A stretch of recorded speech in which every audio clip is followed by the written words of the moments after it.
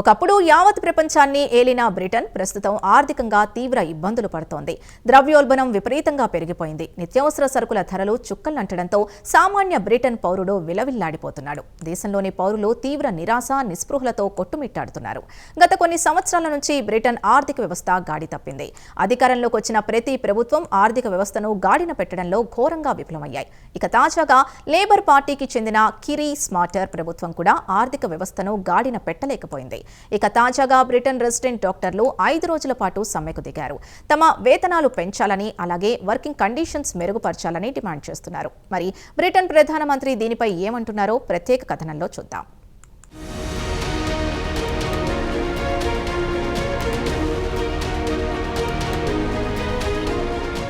ప్రపంచవ్యాప్తంగా ద్రవ్యోల్బణం విపరీతంగా పెరిగిపోతోంది. అది అమెరికా కానివ్వండి, బ్రిటన్ కానివ్వండి, యూరప్ కానివ్వండి, ఏ దేశం ద్రవ్యోల్బణానికి అతీతం కాదు. ఇక స్థానికంగా ఆయా దేశాల ప్రభుత్వాలు తీసుకునే నిర్ణయాలు కూడా ధరలు పెరగడానికి కారణమవుతాయి. ఇక బ్రిటన్ను తీసుకుంటే గత కొన్ని సంవత్సరాల నుంచి అక్కడ ఆర్థిక వ్యవస్థ పూర్తిగా పట్టాలు తప్పింది. గతంలో బ్రిటన్ ప్రధానమంత్రిగా పనిచేసిన రిషి సునాక్ కూడా ఆర్థిక వ్యవస్థను గాడిలో పెట్టడంలో విఫలం కావడంతో ఎన్నికల్లో ఆయన పార్టీ ఘోరంగా ఓడిపోయింది. కన్జర్వేటివ్ పార్టీపై ఉన్న ఆగ్రహంతో కొన్ని దశాబ్దాల తర్వాత బ్రిటన్ ప్రజలు లేబర్ పార్టీకి పట్టం కట్టారు.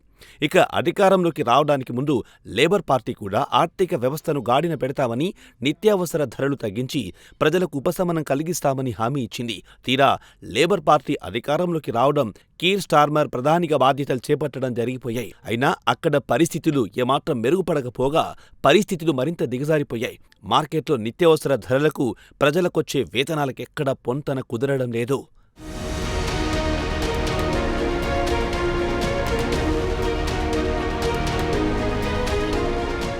దీంతో ప్రజలు ప్రభుత్వంపై తీవ్ర ఆగ్రహంతో ఉన్నారు. ఇక తాజాగా ఇంగ్లాండ్ రెసిడెంట్ డాక్టర్లు 5 రోజులుగా సమ్మెకు దిగారు. ఇక బ్రిటిష్ మెడికల్ అసోసియేషన్ డాక్టర్లు వేతనాలు పెంచాలని, అలాగే క్వాలిఫైడ్ డాక్టర్ల సంఖ్యను పెంచాలని కోరుతున్నారు. అయితే గత కొంతకాలంగా రెసిడెంట్ డాక్టర్లు తమ వేతనాలు పెంచడంతో పాటు వర్కింగ్ కండిషన్స్ మెరుగుపరచాలని ప్రభుత్వాన్ని డిమాండ్ చేస్తున్నారు. ఇక డాక్టర్ల సమ్మెపై ప్రధానమంత్రి కీర్ స్టార్మర్ తీవ్ర ఆగ్రహం వ్యక్తం చేశారు.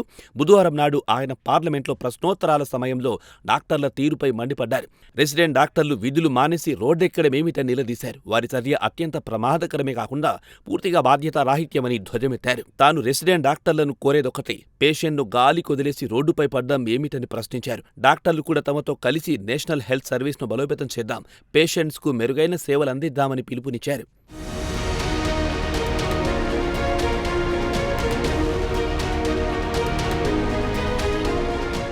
నేషనల్ హెల్త్ సర్వీస్ కుప్పకూలడానికి గతంలో కన్జర్వేటివ్ ప్రభుత్వమే కారణమని ప్రధానమంత్రి కీర్ స్టార్మర్ ఆరోపించారు. ఇక రెసిడెంట్ డాక్టర్లను జూనియర్ డాక్టర్లు అని అంటారు. ప్రస్తుతం ఇంగ్లాండ్ మెడికల్ ఉద్యోగాల్లో పనిచేసే వారిలో 50% వరకు జూనియర్ రెసిడెంట్ డాక్టర్లు ఆక్రమించారు. కాగా బుధవారం ఉదయం 7 గంటల నుంచి ప్రారంభమైన డాక్టర్ల సమ్మె వచ్చే సోమవారం ఉదయం 7 గంటల వరకు చేస్తామని ప్రభుత్వానికి నోటీసులు కూడా ఇచ్చారు. అయితే జూనియర్ డాక్టర్లు సమ్మె చేయడానికి ముందు బ్రిటిష్ మెడికల్ అసోసియేషన్ లేదా BMA ఆన్లైన్ బ్యాలెట్ నిర్వహించింది. సుమారు 30,000 మంది రెసిడెంట్ డాక్టర్లు ప్రభుత్వం ప్రతిపాదనను తిరస్కరించారు. దీంతో వెంటనే సమ్మెకు దిగాలని డాక్టర్ల అసోసియేషన్ నిర్ణయించింది. ఇక బ్రిటన్ మెడికల్ అసోసియేషన్ ప్రతినిధి జాక్ ఫ్లేచర్ తాజాగా డాక్టర్ల సమ్మె గురించి మీడియాకు వివరించారు. తాము 2 అంశాలపై సమ్మెకు దిగామని తెలిపారు. ఒకటి, జూనియర్ డాక్టర్ల వేతనాలు, రెండోది క్వాలిఫైడ్ డాక్టర్లను రిక్రూట్ చేయాలని కోరుతున్నారు. గత కొంతకాలం నుంచి క్వాలిఫైడ్ డాక్టర్లను రిక్రూట్ చేయడం లేదని జాక్ ఫ్లేచర్ వివరించారు.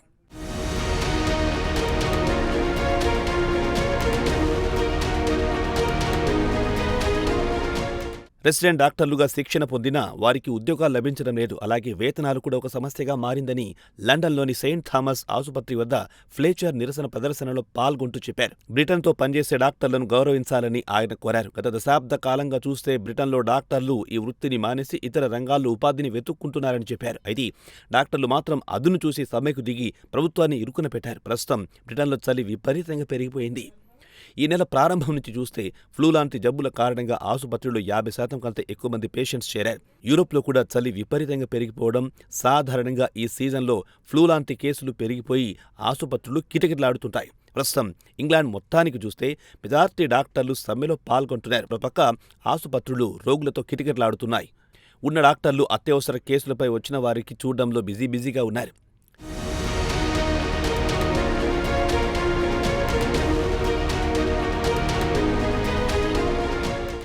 ఇక బ్రిటిష్ మెడికల్ అసోసియేషన్ మాత్రం దీర్ఘకాలంగా తమ డిమాండ్లను ప్రభుత్వం పెడచెవిన పెట్టిందని ఆరోపిస్తుంది. వేతనాలు పెంచాలని డిమాండ్ చేస్తుంటే ప్రభుత్వం పట్టించుకోవడం లేదు. గత కొన్ని సంవత్సరాల నుంచి ద్రవ్యోల్బణం పెరుగుతూ వస్తోంది. దానికి తగ్గట్టు తమ వేతనాలు పెరగడం లేదు.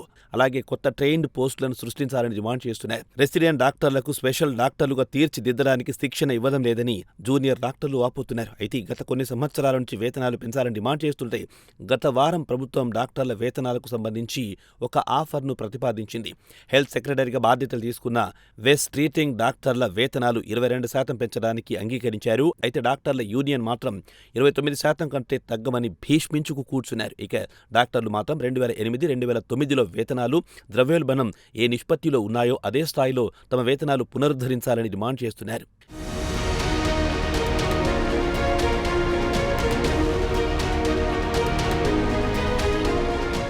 ఇక బ్రిటన్లో నర్సింగ్ కెరీర్లో కూడా పెద్దగా పురోగతి కనిపించడం లేదు. రాయల్ కాలేజ్ ఆఫ్ నర్సింగ్లో కొన్ని సంవత్సరాల పాటు శిక్షణ తీసుకున్న వారిని ఎంట్రీ లెవెల్ బ్యాండ్ 5 వద్దనే ఉంచుతున్నారు.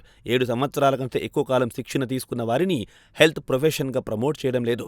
పేరుకు సీనియర్ నర్సింగ్లతో ఎంత పని చేసుకోవాలో అంత పని తీసుకుంటున్నారని చాలా మంది శిక్షణ పొందిన నర్సులు వాపోతున్నారు. తమకు వేతనాలు చాలా తక్కువ, పనిభారం ఎక్కువ అని చాలా మంది నర్సులు అసంతృప్తి వ్యక్తం చేస్తున్నారు. నర్సింగ్ వృత్తి నుంచి నిష్క్రమిస్తున్నారు. దీంతో royal college of nursing Britain ప్రభుత్వాన్ని నర్సింగ్ ప్రొఫెషన్లో సంస్కరణలు తేవాలని, వేతనాలు పెంచాలని కోరింది. నర్సింగ్ ప్రొఫెషన్ ఆకర్షణీయంగా ఉండేలా చర్యలు తీసుకోవాలని ఆర్సీఎన్ ప్రభుత్వానికి మొరపెట్టుకుంది.